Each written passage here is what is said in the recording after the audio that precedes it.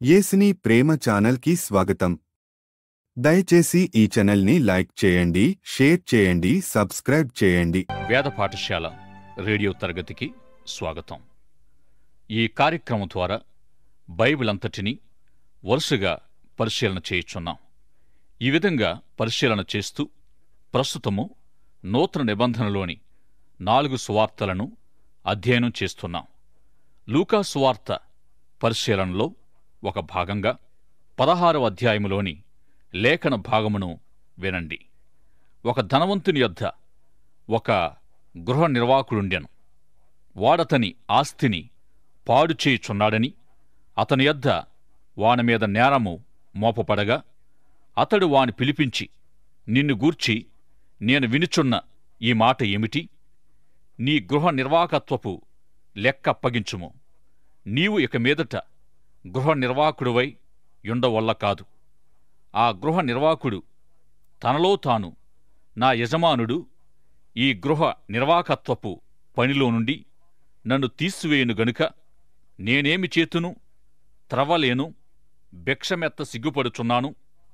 నన్ను ఈ గృహ నిర్వాహకత్వపు పని నుండి తొలగించినప్పుడు వారు నన్ను తమ ఇండ్లలోనికి చేర్చుకొనినట్లు ఏమి చేయవలెనో నాకు తెలియను అనుకొని తన యజమానుని రుణస్థులలో ఒక్కొక్కని పిలిచి, నీవు నా యజమానునికి ఎంత అచ్చి ఉన్నావని మొదటివానినడిగాను.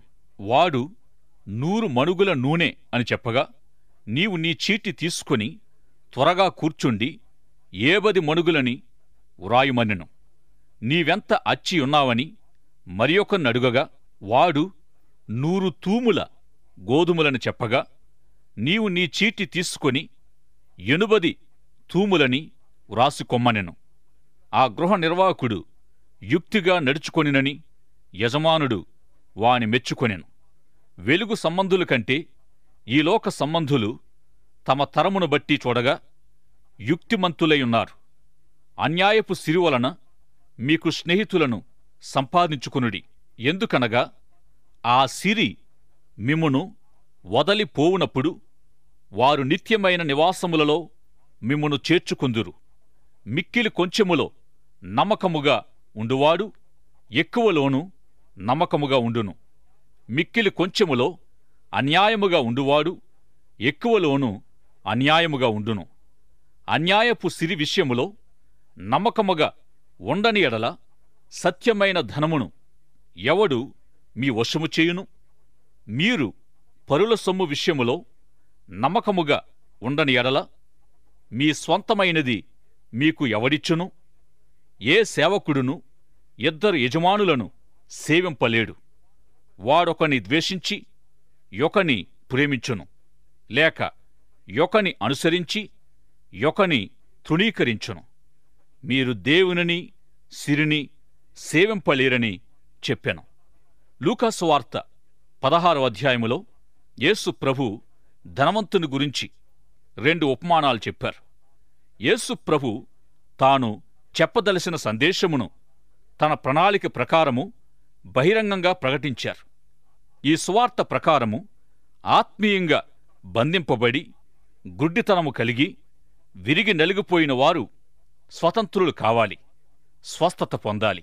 ఈ విషయమును లూకా సువార్త 4వ అధ్యాయములో ప్రకటించి 5వ అధ్యాయములో రుజువు చేసి మిగిలిన భాగమంతటిలో అమలు చేశాడు. అందువలననే ప్రభు ఎడతెగక తన పరిచర్యలో సాగినట్లు లూకా సువార్తలో మనం గమనించవచ్చు. ఈ గొప్ప పనిలో పాలు పొందుటకై అపోస్తులను మనుష్యులను పట్టు జాలరునుగా సిద్ధము చేశాడు. లూకా సువార్త 15వ అధ్యాయములో తప్పిపోయిన వారు తన యొద్దకు రావాలని, రక్షణ పొందాలని ప్రభు ఆహ్వానించి అందరూ రక్షించబడిన వారిని చూచి సంతోషిస్తూ ఉంటే మత వ్యవస్థను అన్నవలే కోపపడుచు వెలుపట ఎందుకు ఉంటారని ప్రశ్నించాడు. లూకా సువార్త 16వ అధ్యాయములో ధనవంతులను గూర్చి చెప్పిన 2 ఉపమానాల్లో తన పనిలో పాలు పొందాలని ప్రభు తెలియజేశారు. మొదటి ఉపమానములో అన్యాయస్థుడైన గృహ నిర్వాహకుణ్ణి ప్రభు మెచ్చుకొనుట కొందరికి అర్థం కావడం లేదు. కాని ఈ వచనమును అనేకులు తప్పుగా అర్థం చేసుకొనుచున్నారు. పాత నిబంధనలో దేవుని ప్రజలు 10వ వంతు ఇచ్చుట మాత్రమే గాక బలులు అర్పించుట ద్వారా ఖర్చు పడాలి. కాని నూతన నిబంధనలో గృహ నిర్వాహకత్వము అను పదమును విశ్వాసులకు కలిగినది యావత్తూ ప్రభువుకే చెందాలి గనుక 10వ వంతుతో సరిపెట్టుకొనకూడదు. నీకు అప్పగించినది అంతా నీవు చెయ్యాలి. నీకున్న సమస్తముతో ప్రభు పరిచర్యలో కొనసాగాలి. ఈ ఉపమానములోని గృహ నిర్వాహకుడు యజమానుని ఆస్తి పాడు చేశాడు. అతని లెక్క యజమానుడు చూడనయున్నాడు. అతనిని గురించి లెక్క యజమానుడు అరుగక మునిపే గృహ నిర్వాహకుడు తన ఇష్టము చొప్పున జరిగించడానికి సిద్ధమయ్యాడు. ఆ దినాల్లో వాడుకలో ఉన్న అలవాటు ప్రకారం తన యజమానునికి రుణస్థులుగా ఉన్న వారి యొద్దకు వెళ్ళి, నా యజమానునికి ఎంత అచ్చి ఉన్నావని ఒకను అడుగగా 100 తూముల గోధుమలని చెప్పాడు. అతనితో, నీ లెక్క 80 తూముల గోధుమలని వ్రాసుకొనుము, నేను నీ లెక్కను సరిచేస్తాను అని చెప్పాడు. అదేవిధంగా 100 మణుగుల నూనె అచ్చి ఉన్నవానితో కూడా చెప్పగా వారు సంతోషముగా ఒప్పుకున్నారు. తనకున్న అధికారము తన యొద్ద నుండి తీసివేయబడక మునుపే తనది కాని ఆస్తిని ఇతరులకు చెందినట్లు, తద్వారా తాను పనిలో నుండి తీసివేయబడినను వారు సంతోషముగా తనను చేర్చుకుంటారు అనునది గృహ నిర్వాహకుని మంచి ఆలోచన. నా యజమానుని పనిలో నుండి నేను తీసివేయబడినను నన్ను దగ్గరకు తీసేవారు నాకు ఆతిథ్యము ఇచ్చువారుంటారు అని గృహ నిర్వాహకుని ఆలోచన. ఈ ఉపమానము ద్వారా నేర్చుకోవలసిన పాఠమేమనగా, మీరు గృహ నిర్వాహకులు. మీకు అప్పగింపబడినది మీది కాదు. మీకు అప్పగింపబడిన దానిని నిర్వహించవలసిన పని మీరు కలిగి ఉన్నారు. అయితే ఒక దినాన్న ఈ లోకమును విడిచి వెళ్ళవలసి ఉంది. అప్పుడు దేవుడు గృహ నిర్వాహకత్వము గురించిన లెక్క అడుగుతాడు. మన మరణమును గురించిన ఆలోచన మన ఆలోచన సరళిని మారుస్తుంది.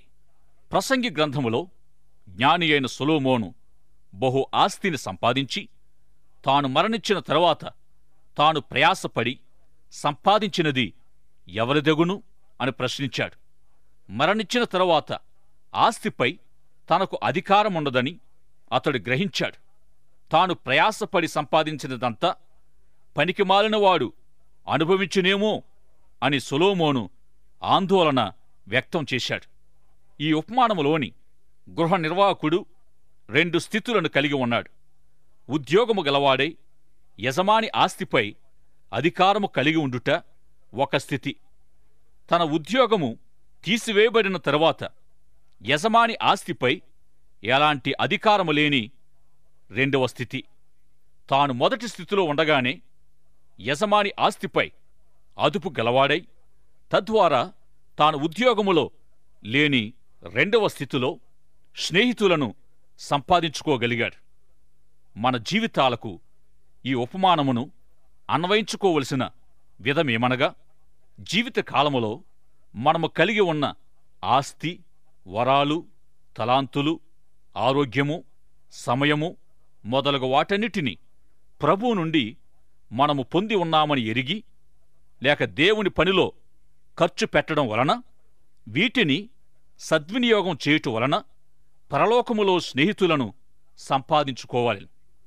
ప్రాణముతో ఉండగానే వీటిని సరిగా వినియోగించుట వలన ఇతరులు మేలు పొంది రక్షణ పొందితే ఈ లోకాన్ని విడిచిన తరువాత వారే మన స్నేహితులుగా మన గురించి పరలోకములో మంచి సాక్ష్యం పలుకుతారు. ఈ మంచి సాక్ష్యము పొందు గృహ నిర్వాహకులుగా మనముండాలని ప్రభు యొక్క ఉద్దేశం. ఆత్మలను సంపాదించు బుద్ధి కలిగి నిత్య నివాసములో ప్రవేశించాలని ప్రభు కోరిక. నిత్య నివాసములో మనము ప్రవేశించినప్పుడు మన వలన మేలు పొంది మనలను ఆహ్వానించువారు పరలోకములో ఉంటారా? అక్కడ వారిచ్చే సాక్ష్యము ఒకవేళ ఈ విధంగా ఉండవచ్చు. ప్రియ స్నేహితుడా, లేక ప్రియ సువార్తికుడా, కొన్ని సంవత్సరముల క్రితం నీవు ఒక సువార్తికునికి ప్రయాణమునకు అవసరమైన డబ్బు ఇచ్చావు. ఆ డబ్బుతో ప్రయాణము చేసి ఆ సువార్తికుడు సువార్త వినిపింపగా నేను విని రక్షించబడ్డాను. నీవు ఆ విధంగా డబ్బు ఇవ్వకపోతే నేను రక్షణ పొందేవాడిని కాను. ఈ లోకములో ఉన్న డబ్బును ఆ లోకానికి ఎవరూ తీసుకుని వెళ్ళలేరు. అయితే ఈ లోకములో ఉండగానే పరలోకములో ధనమును సమకూర్చుకోవచ్చు. ఈ విధంగా దేవుని పని ద్వారా సంఘము విస్తరిస్తుంది.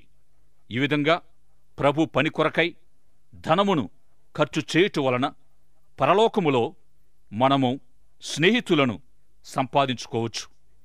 యేసు ప్రభు అడుగుచున్నాడు, ఈ పనిలో మీరు నాతో కలిసి ఉంటారా? గ్రుడ్డివారికి చూపునిచ్చుటకు, బంధింపబడిన వారిని విడిపించుటకు, విరిగి నలిగిన వారిని స్వస్థపరచుటకు నేను వచ్చి ఉన్నాను. బీదలైన వారిని రక్షించుటకు నేను వచ్చి ఉన్నాను. ఈ పనిలో మీరు కూడా నాతో కలిసి పాలుపుచ్చుకుంటారా? నా ప్రణాళికలో మీరు కూడా భాగస్వాములై ఉంటారా అని ప్రభు అడుగుచూ ఉన్నాడు. యేసు ప్రభు యొక్క పరిచర్యను భూలోకమందంతటా మనము జరిగించుటకై మీరు సిద్ధంగా ఉన్నారా? సువార్తను ప్రకటించు సువార్తికునిగా, బోధకునిగా, సంఘ కాపరివిగా లేక క్రైస్తవునిగా ఈ పరిచర్యను నీవు చేయవచ్చు. లేక అలా చేయుటకు వీలు లేకపోతే ఉపమానములో నీవు వినిన రీతిగా దేవుడు నీకిచ్చిన వనరులను దేవుని పనిలో వాడుట ద్వారా మీరు ఈ పనిలో పాలు పొందవచ్చు. మరియు సువార్త పనిచేసే వారికి మీ ధనమును పంపుట ద్వారా మీరు మంచి నమ్మకమైన గృహ నిర్వాహకులుగా ఉండవచ్చు.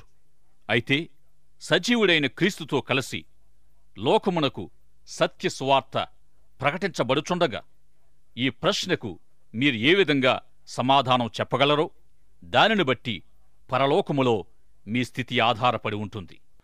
తన పనిలో సహకారులుగా ఉండుటకై యేసు ప్రభు శిష్యులను ఏర్పాటు చేసుకున్నారు. యేసు ప్రభు ఏర్పాటు చేసిన రక్షణ ప్రణాళికలో నమ్మకమైన గృహ నిర్వాహకులుగా, భాగస్వాములుగా ఉండుటకు వివిధ మార్గాలున్నాయి. యేసు ప్రభు బోధల్లో 75% గృహ నిర్వాహకత్వమును గురించే వ్రాయబడి ఉంది.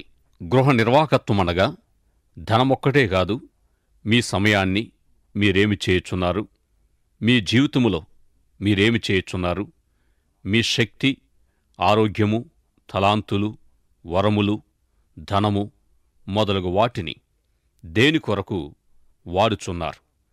మీ జీవితములో సరిగా ఉండుట ద్వారా నమ్మకమైన గృహ నిర్వాహకులని మీరు పిలువబడుతున్నారా? నూతన నిబంధనలో దేవునికి మీరు ఇవ్వవలసినది 10వ వంతు మాత్రమే కాదు, మీకున్న సమస్తము ఇవ్వాలి. మీరు దేవునికి ఎంత ఇచ్చారు అన్న ప్రశ్న కంటే మీ కొరకు ధనము ఎందుకు ఉంచుకున్నారు అనున్నది ప్రాముఖ్యమైన ప్రశ్న. దేవుడిచ్చిన ధనమును నీ కొరకు నీవు ఎందుకు ఖర్చు చేశావని దేవుడు ఒక దినాన్న మనల్ని ప్రశ్నిస్తాడు. నమ్మకమైన గృహ నిర్వాహకుడనగా ఎవరు? అన్యాయస్థుడైన గృహ నిర్వాహకుడు ఒక దినాన్న ఏ విధంగా యజమానుని పనిలో నుండి తొలగింపబడి ఉన్నాడో అదేవిధంగా ఒక దినాన్న నీవు ఈ లోకమును వదలాలి. అప్పుడు నీ ఎదుట ఉండే ఒక ముఖ్యమైన ప్రశ్న, నీ గృహ నిర్వాహకత్వపు లెక్క అప్పగించుము. నేను నీకు అప్పగించిన వాటిని దేని కొరకు వాడి ఉన్నావో లెక్క చెప్పుము. నా పనిలో నీవు ఏ విధంగా సహకారిగా ఉన్నావో తెలుపుము. ఈ ఉపమానము చెప్పిన తర్వాత యేసు ప్రభు ఈ మాటలు పలికారు. కొంచెములో నమ్మకముగా ఉండువాడు ఎక్కువలోనూ నమ్మకముగా ఉండును. కొంచెములో అన్యాయముగా ఉండువాడు ఎక్కువలోనూ అన్యాయముగా ఉండును. మీరు అన్యాయపు సిరి విషయములో నమ్మకముగా ఉండని ఎడల సత్యమైన ధనమును ఎవడు మీ వశము చేయును? ఈ మాటల అర్థమేమనగా, ధనం విషయములో నమ్మకముగా లేని ఎడల మనము దీవెనలు పొందలేం. క్రైస్తవులు అన్ని విషయాల్లో చురుకుగా ఉండవలెనని లేఖనం చెబుతుంది. ఏమి కలిగి ఉన్నా అన్ని విషయాల్లో యేసు ప్రభుతో జత పనివారై ఉండాలి. మరి ఒక ఉపమానములో మరి ఒక ధనవంతుని గూర్చి యేసు ప్రభువారు తెలియజేశారు. ధనవంతుడొకడుండెను. అతడు ఓదారంగు బట్టలను సన్నపు నార వస్త్రములను ధరించుకుని ప్రతిదినము బహుగా సుఖపడుచుండువాడు. లాజరు అను ఒక దరిద్రుడు కురుపులతో నిండినవాడై ధనవంతుని ఇంటి వాకిట పడి ఉండెను. ఈ ఉపమానములో 3 దృశ్యములు మనం చూడవచ్చు. మొదటి దృశ్యములో ధనవంతుడు సన్నపు నార వస్త్రములు ధరించుకొని ప్రతిదినము విందులు చేస్తూ సుఖముగా జీవించుచున్నాడు. ఈ లోకములో ఇంతకంటే సుఖమైన జీవితము లేదు. అలాంటి జీవితమును గడుపుచూ ఉన్నాడు. అదే దృశ్యములో లాజరు అను ఒక దరిద్రుడు దరిద్రత అనుభవిస్తూ కుక్కలు తన కురుపులు నాకుచుండగా తినడానికి ఏమీ లేని నిరుపేదగా ధనవంతుని ఇంటి వాకిట పడి ఉన్నాడు. లాజరు అనుభవించిన దరిద్రత కంటే మించినది ఏమీ లేదు. రెండవ దృశ్యములో వీరిరువురికి మరణం సంభవించింది. అందరికీ సంభవించు మరణం ధనవంతునికి దరిద్రునికి ఎదురైంది. సన్నపునార బట్టలు ధరించుకొనిన ధనవంతుని మరణము మృంగివేసింది. అయితే మహావైభవంగా ధనవంతుని సమాధి కార్యక్రమాలు ముగిశాయి. పేదవాడైన లాజరు మరణించాడు. సమాధి చేయుటకు ఎవరూ పట్టించుకోలేదు. చేయవలసిన కార్యమును కాకులు కుక్కలు చేసి ఉండవచ్చు. చేల్చబడిన లాజరు శరీరము చెత్తను పారవేయు స్థలములో త్రోసివేశారు. ఈ విధంగా ధనవంతుడు లాజరు ఇద్దరూ మరణించారు. మూడవ దృశ్యపు తెర పైకెత్తపడగా లాజరు నిత్యత్వములో అబ్రహాము రొమ్మున ఆనుకొని నెమ్మది పొందుచున్నాడు. అయితే ధనవంతుడు పాతాళములో యాతన అనుభవించుచున్నాడు. వీరిరువురి మధ్య గొప్ప అగాధమున్నది. వీరి స్థలము మార్చబడదు. ఒకచోట నుండి మరి ఒక చోటుకు వెలుటకు వీలులేదు. వీరి మధ్యనున్న అగాధము అంత ఘోరమైనది. ధనవంతుడు పాతాళములో కన్నులెత్తి, తండ్రివైన అబ్రహామా, తన వ్రేలి కొనను నీళ్లలో ముంచి నా నాలుకను చల్లార్చుటకు లాజరును పంపుము అని కేకవేశాడు. ఈ అగ్ని జ్వాలల్లో యాతన పడుచున్నానని చెప్పాడు. ధనవంతునికివ్వబడిన జవాబు ఏమిటంటే, మాకును మీకును మధ్య మహా అగాధం ఉంచబడి ఉన్నది. ఈ మాట వినగానే ధనవంతుని చింత తన 5 సహోదరుల విషయమై కలిగి అబ్రహాముతో, తండ్రివైన అబ్రహామా, నాకు 5 సహోదరులు ఈ వేదనకరమైన స్థలమునకు రాకుండా వారికి సాక్ష్యమిచ్చుటకై లాజరును పంపుమని వేడుకొనుచున్నానని ధనవంతుడనగా, అతని యొద్దకు వచ్చిన జవాబు వినండి. వారి యొద్ద మోషేయు ప్రవక్తలను ఉన్నారు.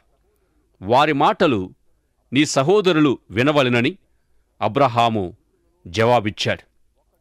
మృతులలో నుండి ఒకడు వారి యొద్దకు వెళ్ళిన ఎడల వారు మారు మనసు పొందుదురని ధనవంతుడనగా, మోషేయు ప్రవక్తలను చెప్పిన మాటలు వారు వినని ఎడల మృతులలో నుండి ఒకడు లేచినను వారు నమ్మరని అతనితో చెప్పాను. ఈ ఉపమానములో ధనవంతునితో చెప్పబడిన మాటలు, కుమారుడా, నీ జీవితకాలమును జ్ఞాపకమునకు తెచ్చుకొనుము. నిత్యము శిక్ష అనుభవించవలసిన శిక్షా విధిలో ధనవంతుడు వేదన పడుచున్నాడు.